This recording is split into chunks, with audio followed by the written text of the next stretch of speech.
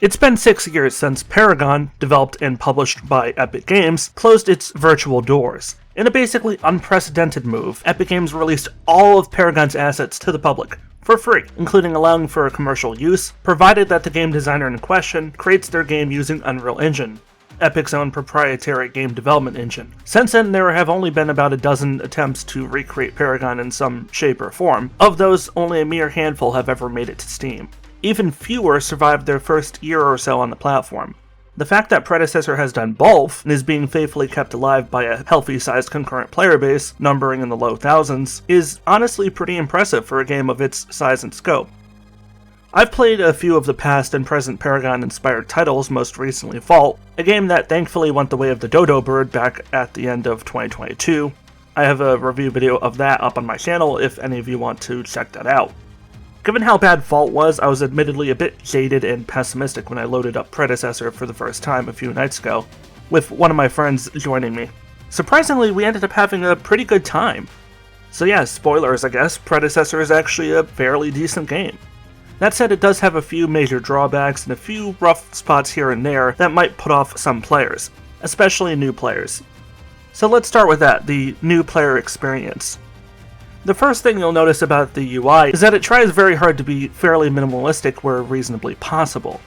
However, it sometimes goes a bit overkill in this direction. For example, the tutorial whose sole purpose for being is to educate players on the basic tenets of the gameplay formula doesn't instruct the player on how to level up their character, doesn't properly introduce the different types of gear you can buy and the attributes they impact, and what these respective attributes do and how they impact your playstyle, which is a super important component of the gameplay formula. The game just acts as if you're supposed to already know this. And sure, I for one know most of this because I played the original Paragon game and to a lesser degree a few other MOBAs as well. MOBAs might not be my preferred cup of tea, but this isn't my first rodeo either. But if this game here is your first MOBA, I genuinely feel bad for you because the tutorial will do you absolutely no favors in terms of teaching you most of what you need to know. It does get some things right, like yes, you do need to go around destroying enemy towers and pushing your way deeper into their territory, but the tutorial should be teaching you also the finer mechanics, like how to ping points of interest out for your teammates to see and follow up on, attacking neutral NPCs in the jungle zone so as to gain certain advantageous active and passive buffs, you know, that kind of thing. So yeah, new player experience, pretty bad on that front, not gonna lie. Now for those looking to go beyond practicing the bare minimal and instead dip their toes in an approximate simulation of what they can probably expect when they go online, there is a player versus AI game mode, one that plays out identically, for all intents and purposes, to the normal PvP mode. Both teams contest to destroy the other's towers and grind XP along the way by slaughtering low-health enemy minions in order to level up and grow stronger.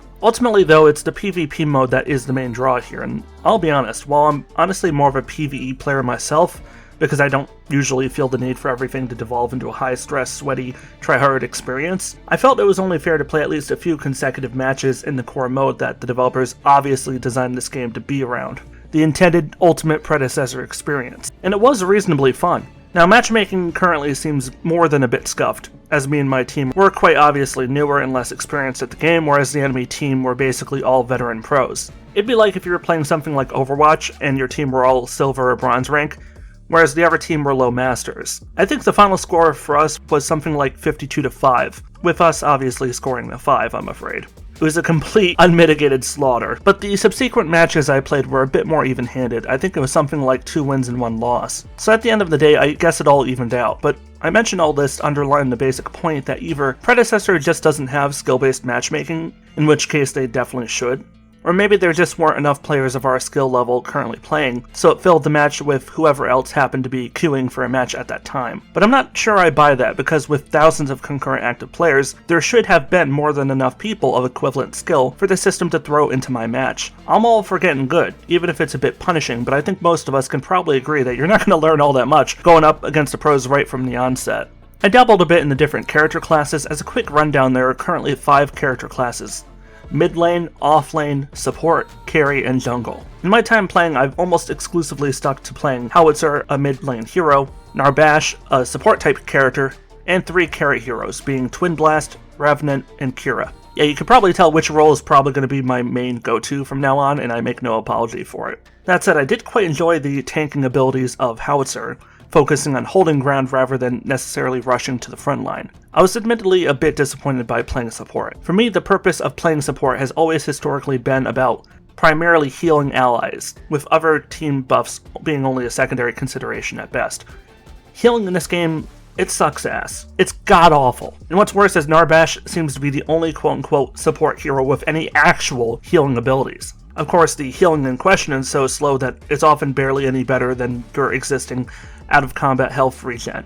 The other support characters are basically glorified offensive units with lower damage output potential, and maybe a single team-oriented cooldown ability like a speed buff or a shielding ability. And before some diehard fan storms into my comment section insisting that somehow I simply don't understand how to play support, I do actually understand the playstyle that the developers are trying to rigidly reinforce with their definition of a support class. I just personally feel it's incredibly misleading to call your character support when they're basically just a shitty DPS character with lower damage output and health, and almost no potential to make any kind of big plays whatsoever. I understand the philosophy, I just don't like it. If that's the way you want to play, have at it. And again, I'm pretty sure anyone I've actually offended would have never considered ever playing support even if their life depended on it. I easily had the most fun playing as the carry heroes, like I said before.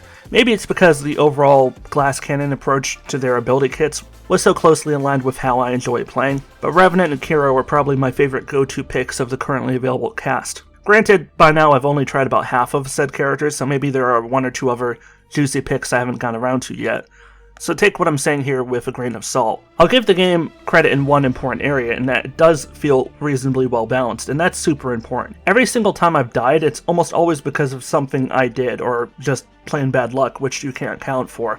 Maybe I was out of position. Other times I'd get ambushed by enemies coming around the corner when I hadn't seen them. Sometimes I'd get picked off by one of the enemy towers when it arbitrarily decided to start shooting me instead of my team's NPC minions. Or other times when I'd be 1v1ing one guy and his ally jumped in, appearing where I hadn't expected him to be. Cause and effect almost every single time. But these are things I know I can get better at keeping an eye out for. Learning to constantly hold situational awareness is a skill that you can improve over time, and I'd much rather be dealing with that rather than dealing with stuff that's out of my control, like a character that's so clearly overpowered that fighting them is barely even viable. The only character I've come across that I felt was somewhat of a reoccurring issue was Rampage, one of the jungle character units. It did feel a little bizarre that even a half-decent Rampage could basically single-handedly take on our whole team and kill me with like 2 single swipes. But then again, I'm only talking about tweaking a few very basic stats in order to bring him more into line. There's not much to talk about the map itself because there seems to be only one playable map right now, the default map that originated with Paragon itself. Mobile game developers seem to have an almost universally allergic reaction to the mere thought of making more than one map for their game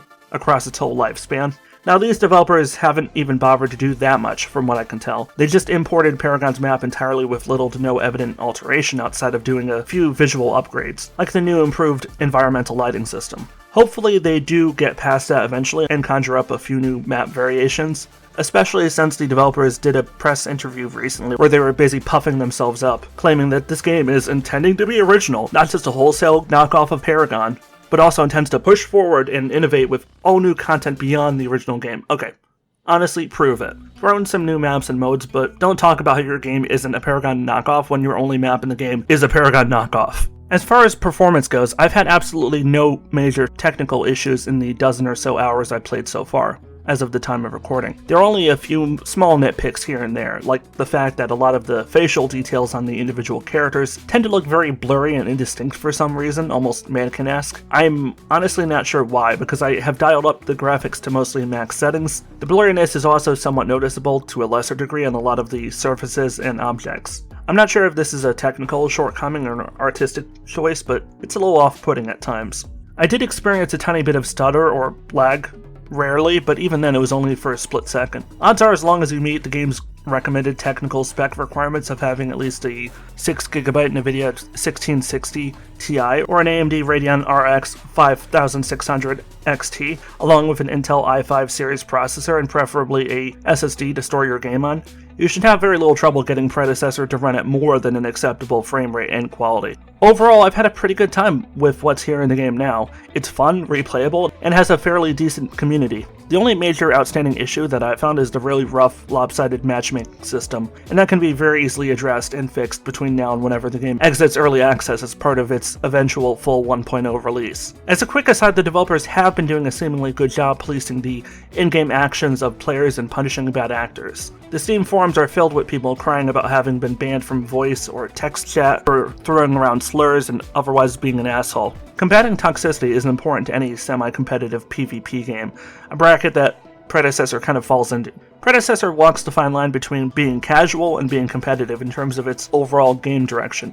And I quite like that. It offers a little something for everyone while at the same time not losing sight of its own unique identity. So if you have the oddly specific desire to play a game that is almost equal parts both MOBA and third-person shooter, yeah, Predecessor is easily one of the best current Paragon clones on the market, and I wholeheartedly recommend giving it a go, especially as the game is still in early access and the developers are putting out frequent major updates. Whether Predecessor has the longevity to last for years is still unknown, but I am cautiously hopeful that the game's future is bright both for it and its dedicated development team. At any rate, that's where I'm going to wrap it up for today. If you like what I do, tossing the video a like is nice, I appreciate it, and subscribing if you want to see similar review videos in the future is also an option. I do have a few upcoming videos in the works already, so if all goes well, you shouldn't have to wait too long before I resurface.